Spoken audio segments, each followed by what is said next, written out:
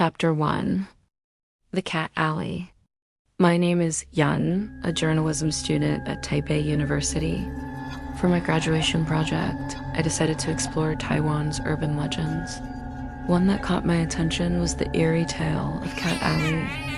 Cat Alley is located near Dadeoshing. During the Qing dynasty, people believed that cats who died violently could turn into vengeful spirits called cat ghosts. To prevent curses, locals secretly buried cat corpses in a hidden alley, now known as Cat Alley. At first, it sounded like a mere ghost story. But 2 years ago, a teenage boy disappeared on the night of the Ghost Festival. His phone's last GPS ping was right in Cat Alley. Despite a full week of search efforts, he was never found. I decided to visit the alley on the 14th night of the lunar 7th month, the peak of Ghost Month. As I stepped into the narrow alley, the streetlights flickered, casting everything in a dull, yellow glow. A sharp stench of cat urine filled the air. The alley was dead silent, not even a single cat in sight. Yet the walls were covered in cat graffiti, each cat with blood-red eyes. I turned on my recorder and whispered, "It's one of 'em." I'm standing in the middle of Cat Alley. Suddenly, meow-wow, a sharp cat screech echoed from the far end of the alley. I spun around and saw a black cat crouched on the ground, staring straight at me with glowing eyes. Then, from all directions, I heard more cats meowing, no, crying, like babies in pain. The sound pierced my ears. I tried to run, but no matter which way I went, I always returned to the same spot. The graffiti on the walls began to change. The cats' eyes blinked. Their painted mouths twisted into wide, creepy grins. Red liquid started to seep from the bricks, as if the alley itself was bleeding. I tried to scream, but no sound came out. Then I heard an old woman's whisper right behind me. "Cats have 9 lives. You only have one. Why did you disturb them?" I blacked out. When I woke up, I was in the hospital. My friend said I had been missing for 3 days. The police found me collapsed right at the mouth of Cat Alley. I wasn't injured, but my arm had strange burn marks. Claw-like patterns etched deep into my skin. Later, I found an old record from the Qing era describing Cat Alley as a forbidden burial ground for feline spirits. They say if you ever hear crying cats there, never turn around. Chapter 2. Room 413. The Ghost Hotel of Tamsui. A few years ago, my girlfriend Ro and I took a short trip to Tamsui. We were on a tight budget, so we booked a small, old hotel tucked away behind the famous old street. It looked a bit rundown, but the reviews online were oddly decent. The woman at the front desk was an elderly lady with deep wrinkles and an expressionless face. "There's only one room left," she said. "Room 413, you want it?" We nodded. We were tired and didn't want to waste time looking elsewhere. As soon as we stepped into the room, something felt off. Even with the air conditioner on, it felt stuffy. The mirror in the bathroom had dark stains at the edges. A strange oil painting hung over the bed, a woman in a kimono, facing the ocean at sunset. You couldn't see her face, but we were too exhausted to care. After a shower, we fell asleep quickly. 4:13 ms, I woke up abruptly. I couldn't breathe. My chest felt heavy. The room was pitch dark, but at the foot of the bed, I saw something. A figure sitting, not moving, long hair covering its face. I panicked and shook Ro awake. "Did you see that?" I whispered. She opened her eyes and froze. She's looking at me too," Ro said, trembling. I lunged for the bedside lamp. The room lit up. Nothing. No one was there. But we both knew it wasn't a dream. We didn't sleep the rest of the night. As soon as morning came, we grabbed our things and rushed downstairs to check out. Before leaving, I asked the old woman at the counter, "Excuse me, has anything ever happened in that room?" She paused, then replied calmly, "Room 413. Sounds like Dai, one lives in Mandarin. Years ago, a young couple stayed there. They tried to end their lives together, but the man survived, the woman didn't. They say every year on April 13th at 4:13 am, she comes back to find him." My blood ran cold. After we returned home, Rose started having nightmares. Every night, she dreamt of standing in the hotel bathroom, turning to the mirror, and seeing another version of herself staring back. Pale skin, blood at the mouth. I begged her to visit a temple. The moment the priest saw her, he frowned and said, "What followed you home is not a dream." Since then, I've avoided any hotel room numbered 413, or even ones with a 4 in it. They say that old hotel has since shut down, but locals still claim that late at night, the light in room 413 sometimes turns on by itself. Chapter 3. The Bride from Anping Fort. Lena was a photography student from Canada studying abroad in Tainan. She loved Taiwan's vibrant temples, narrow alleys, and eerie stories, especially during Ghost Month. One night in mid-August, she visited Anping Fort, one of Taiwan's oldest sites, built by the Dutch in the 1600s. By the time she arrived, the sun had set and the last tour group had gone. That's when she saw her. A woman standing silently under a massive banyan tree, dressed in a long light kipao. Her skin was bluish pale. Her face was turned away. Lena thought it might be a reenactor or someone doing a cosplay shoot. Without thinking, she raised her phone and took a photo. The woman slowly turned her head. Her face was blank pale as bone. Her lips were sewn shut with red thread, and her eyes were 2 hollow black pits. Then she vanished out at her dorm. Lena opened her gallery. There was no picture of the woman, but there was a photo she didn't remember taking. Lena, asleep in her bed, taken from above. And in the dark corner of the photo stood the woman in white. Lena screamed. Her roommate, May, rushed in. But May swore she wasn't home that night and hadn't taken any photos. That night, Lena dreamed of being pulled through ankle-deep water and of someone sewing her mouth shut. Over the next few days, Lena grew pale and weak. She felt cold, even in the summer heat. And every morning, she woke with red thread marks on her wrists. May took her to a local Taoist priest. He listened silently as they explained what happened. Then he slowly said, "She was once a bride, a girl sacrificed by her family, buried with a man she never met, married to his ashes in a ghost wedding. The girl's soul, angry and betrayed, still roamed the fort looking for a real husband. And by taking her picture," the priest said gravely, "you gave her permission. You said yes, without knowing it." He handed Lena a red envelope sealed with wax and symbols. "Take this to the banyan tree before midnight. Burn it. Do not look back. No matter what you hear." At 11:50 p.m., Lena returned to Anping Fort. She stood beneath the dark branches, the envelope shaking in her hand. She lit the match. The paper caught fire. Then dash footsteps. Wet. Bare. Slowly approaching. A whisper behind her ear. "You're mine now." She clenched her fist. But her curiosity, her fear won. She turned. And saw the bride. No longer silent, mouth ripped open, face grinning, eyes weeping blood. She raised her arms, and Lena screamed. Chapter 4. The Girl in the Music Room. A true ghost story from Taiwan. In 2011, a group of senior high school students in Taiwan were preparing for a school performance. They stayed late to rehearse in the music room, located in an older wing of the campus. The room was known among students to be unclean, a place people avoided staying in after dark.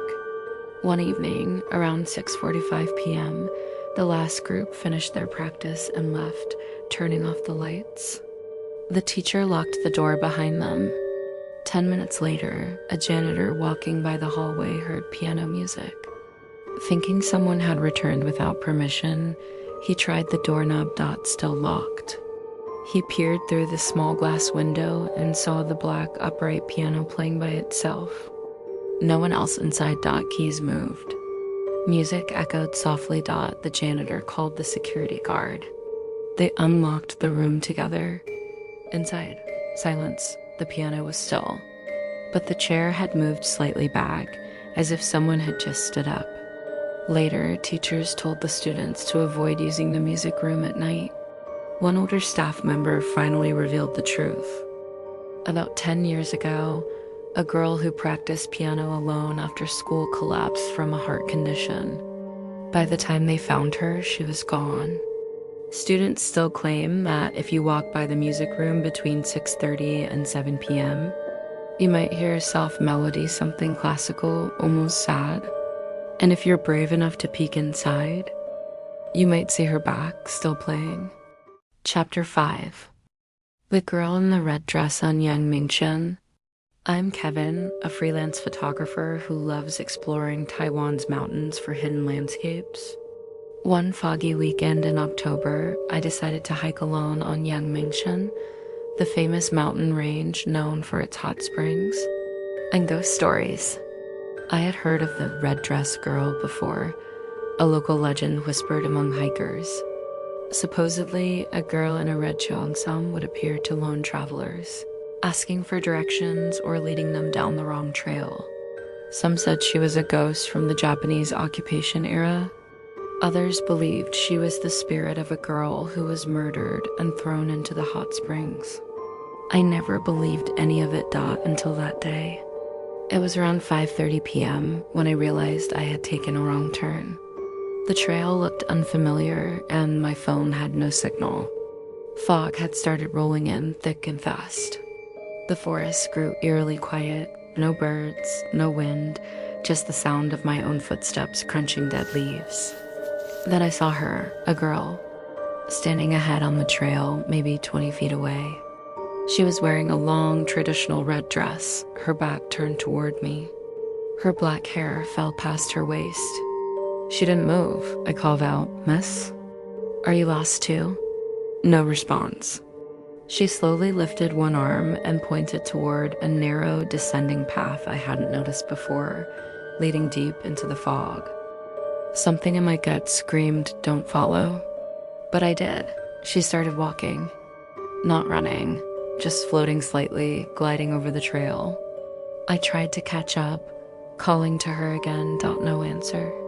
Suddenly, I tripped over a root and fell hard. When I looked up, she was gone. The trail ended at a cliffside. I would have kept going if not for what I saw in the soil. Footprints. Barefoot, several sets.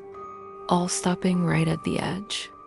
And something red, torn fabric, stuck on a branch nearby.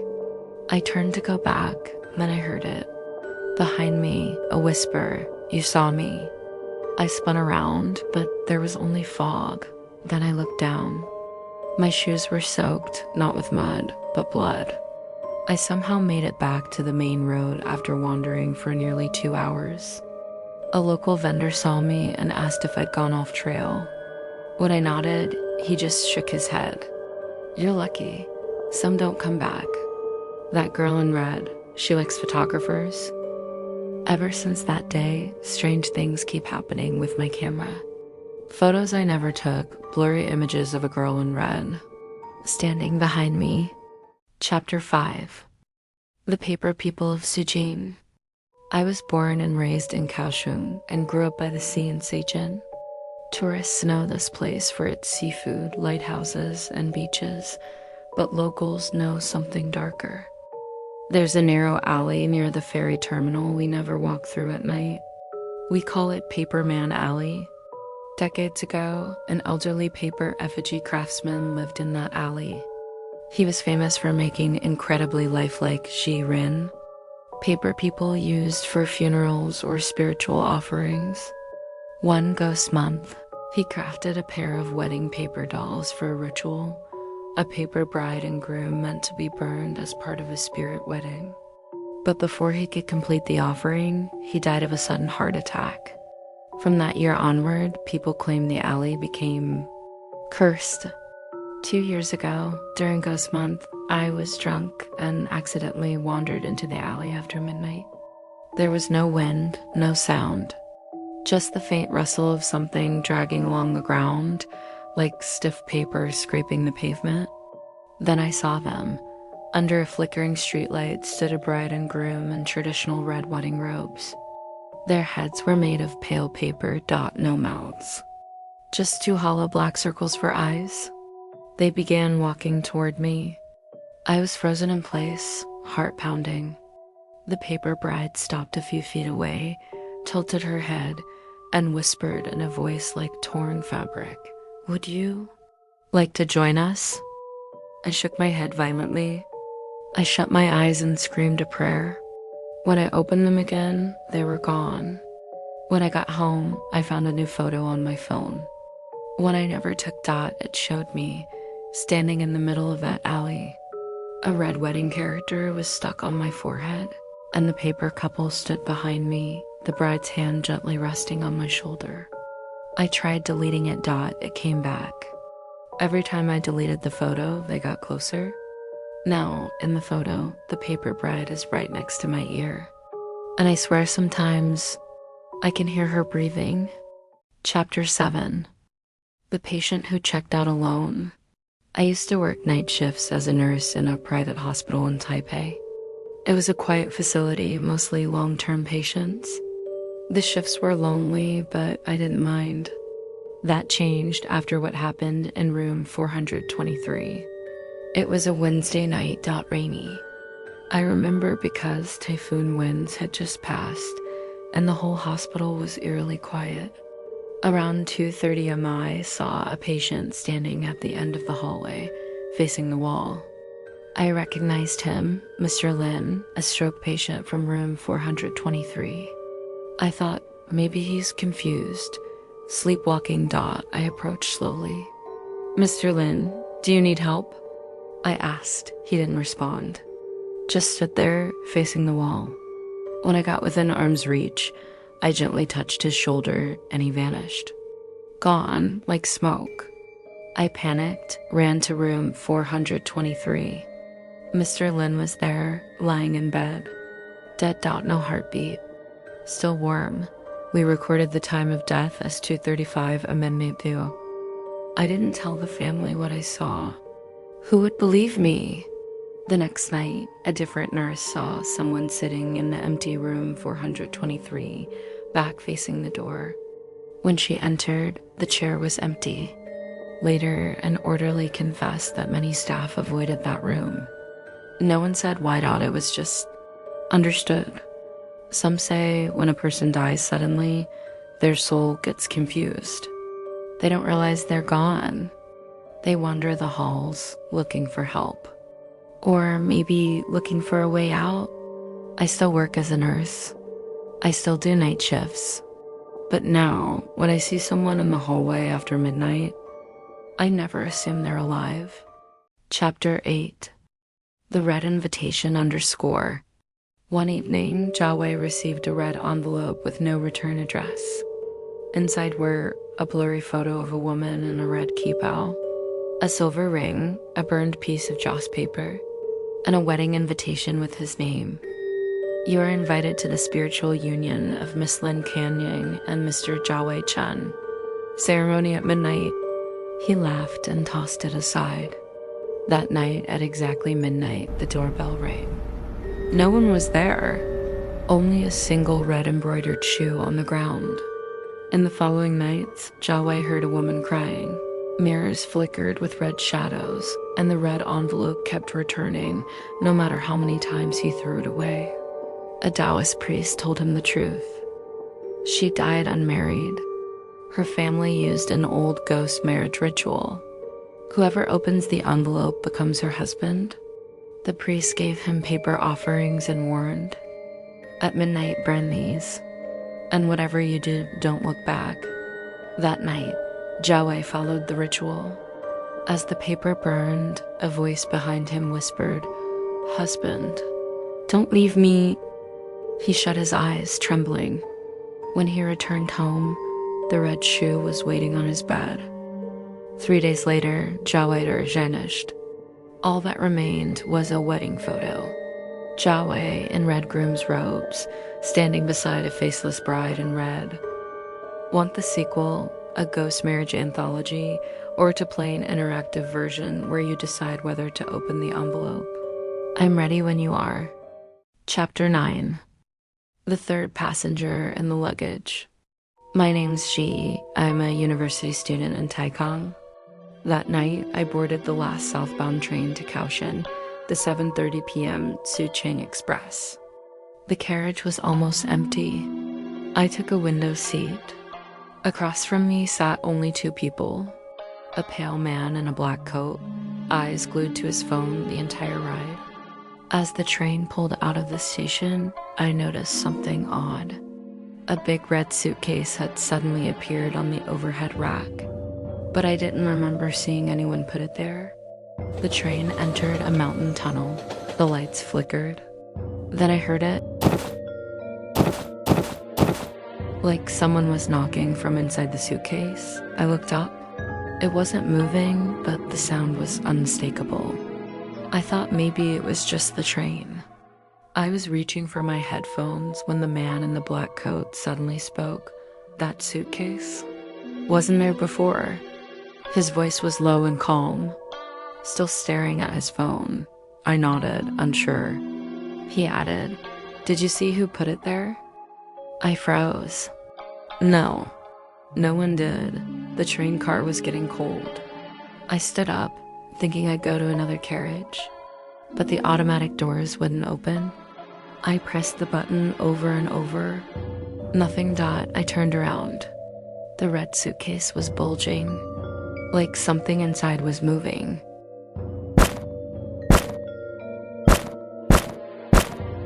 It wasn't random, it was a pattern. The man in the black coat stood up and said, "She's waking up." "You'd better not look, or you'll be the third." "The third what?" I asked, shaking. He pointed to the suitcase, then to himself, then to me. "She needs 3 things. Someone to carry her, someone to witness her, and someone foolish enough to open her." Suddenly, the train intercom crackled to life. "Now approaching. Wuren Station." I'd never heard of that stop before. The zipper on the suitcase began to move on its own. A rotting hand slipped out, fingernails broken, fingers swollen black. It grabbed the fat man's ankle, and still he didn't move. The man in the black coat pulled out a lighter and handed it to me. "Fire. That's the only thing she's afraid of. If you want to escape, burn her. Even if it means burning yourself too." I froze. Then he suddenly tossed the lit flame at the suitcase. The train made an emergency stop inside an unnamed tunnel. The entire car was destroyed. Investigators never found any red suitcase, or any man in a black coat in the passenger records. But on my phone, there was a new video, one I never took. The camera was filming me as I slept, from inside the luggage rack, from a pair of eyes peeking through the zipper, watching me. Chapter 10. Ward 9, the ones who stayed. In Taipei's Dan district stands a partially closed hospital known as Guangmen Memorial. Most of the building is now offices and storage, except for the 9th floor, which has been sealed off since the early 2000s. Staff call it the ward that doesn't exist. Patients report hearing the elevator stop on level 9, even though it has no button. Sometimes the elevator doors open. During a night shift, she was asked to deliver medication up to level 8. On her way back down, the elevator jolted and stopped on level 9. She pressed the door close button. Nothing. The doors opened. The corridor was pitch dark. Fluorescent lights flickered at the far end. There was a faint smell of antiseptic and something rotting. Then she saw them dot figures in hospital gowns, standing in silence. No eyes, no mouths. Just gauze-covered faces. One of them raised its arm and pointed. "You're late, doctor." Legend says the 9th floor was once a psych ward. During the 1999 earthquake, the power failed and patients were trapped as the hospital collapsed. Some were rescued days later, others were left behind. Officials said the entire floor had been evacuated, but survivors claimed otherwise. They heard crying, screaming Dot, and voices begging, "I'm still here." Some say the government covered it up. The floor was sealed, Dot, the story buried. But the patients never left. Dr. Lin started having dreams, always the same. She's walking the 9th floor. The hallway stretches endlessly. One by one, her patients appear, but they're missing limbs or have mouths stitched shut. In the dream, she tries to leave, but someone always whispers, "You're the one who signed the form. You let us die. Now treat us." Then she wakes, gasping red marks on her neck. Her ID badge is always on the floor. A week later, Dr. Lin vanished during a shift. Security footage shows her stepping into the elevator at 2:13 m.m., but she never came out. A nurse found her pager on the ground the next morning, stuck on one message, blinking on repeat. Code blue, Ward 9. There is no Ward 9. Since then, Guangmin Memorial has quietly told new staff never to ride the elevator alone after midnight, especially if the doors open on a floor without a button. Some say you'll just see an empty corridor. Others say you'll be greeted by patients still waiting for treatment. But the unlucky ones, they don't come back at all.